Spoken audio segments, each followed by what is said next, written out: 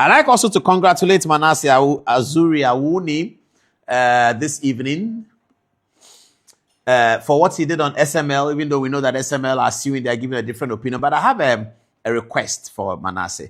When are you going to do something on a company that's not Ghanaian?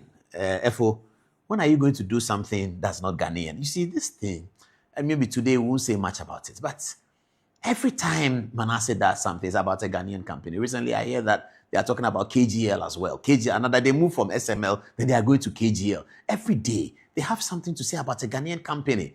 You look at what happened at the Elwak Stadium yesterday. Look at what happened. And look at what they wanted to do to Zoom Lion in 2014. And look at the numbers of people that Zoom Lion employs. All the people that Zoom Lion employs would have been there as well.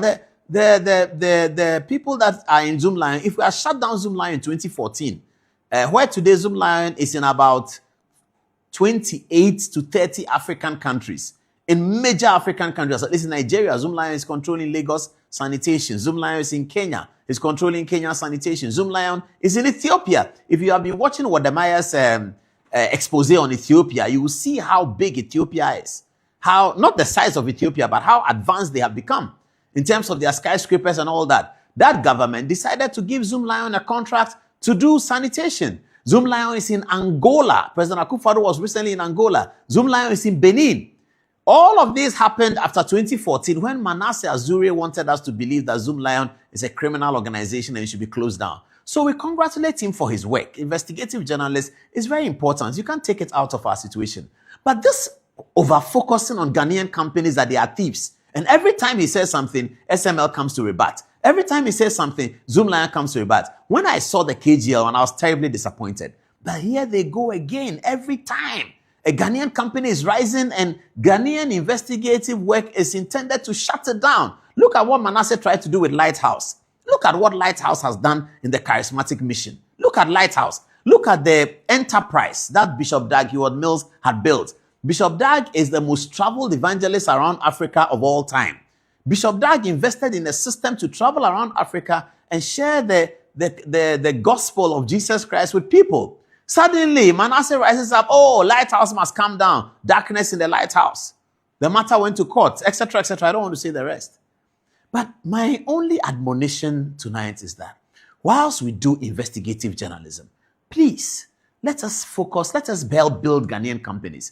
There are Indian companies, Lebanese companies, Italian companies. They've been working in Ghana for years. They are all not perhaps doing what they should do. We don't know.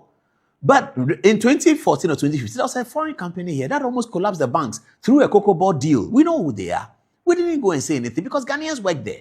So the matter was dealt with quietly. I'm not saying leave them to do what they have to do. No. There are some investigative pieces that don't get out. If you ask Anas Aremia, he'll tell you. Anas does a lot of work that doesn't get out. Some of it he hands over to the president. Mr. President, look at what your people are doing. And then some of it is dealt out quietly. The taxpayer receives his tax that has been cheated of him. The revenue authority received their revenue. Nobody hears about it. Nobody hears about it so that the image of the company is coming down. They are killing the company. It doesn't work. We should stop that. We should certainly stop that. Yes, investigative journalism is very, very important. And Manasseh is doing a good job. But I'm asking him, Manasseh Azuri, when are you going to do work that is not about a Ghanaian company that's successful? And when I say Ghanaian company that's successful, I mean a Ghanaian company that has employed people, that has attained status, that has paid over 100 million to Ghana Revenue Authority. When are you going to do that? When are you going to do something that is not about a Ghanaian company? The Nigerians are laughing at us.